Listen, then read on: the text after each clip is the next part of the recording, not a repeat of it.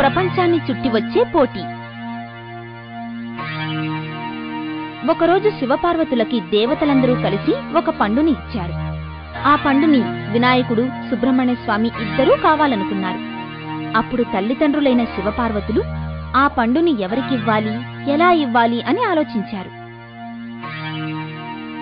అప్పుడు పార్వతీదేవి, ఎవరైతే ఈ ప్రపంచం మొత్తాన్ని 3 సార్లు చుట్టూ తిరిగి మొదటగా వస్తారో వారికే ఈ పండు బహుమతిగా ఇస్తానంది.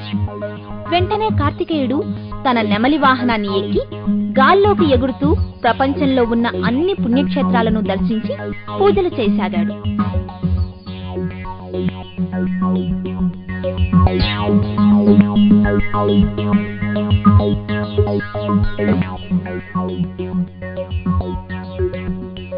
ఈ విషయంలో కార్తికేయుణ్ణి ఓడించడం వినాయకుడి వల్ల కాదని అనుకున్నాడు గణేశుడు. ఎందుకంటే వినాయకుడి వాహనం ఎలుక, కార్తికేయుడి వాహనం నెమలి. అది నెమలిలా వేగంగా వెళ్లలేదుగా. వినాయకుడు కాసేపు ఆలోచించాడు. చివరికి ఒక నిర్ణయానికి వచ్చాడు.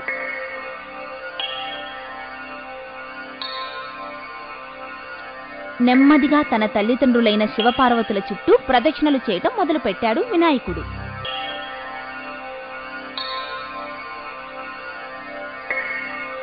ఎంతో భక్తితో శివపార్వతులకు 3 సార్లు ప్రదక్షిణలు చేయటం మొదలుపెట్టాడు. అప్పుడు శివపార్వతులు వినాయకుణ్ణి ఎందుకు ప్రపంచం చుట్టూ తిరగట్లేదని అడగ్గా, దానికి వినాయకుడు, మీరే నా ప్రపంచం, నేను ఎక్కడికో దూరంగా వెళ్లే అవసరం లేదు అన్నాడు.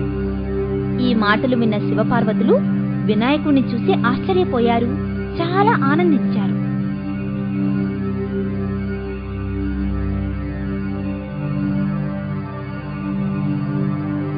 కార్తికేయుడు తిరిగి వచ్చాక జరిగిందంతా తెలుసుకున్నాడు. వినాయకుడి ఆధిపత్యాన్ని అంగీకరించి శిరస్సు వంచి నమస్కరించాడు.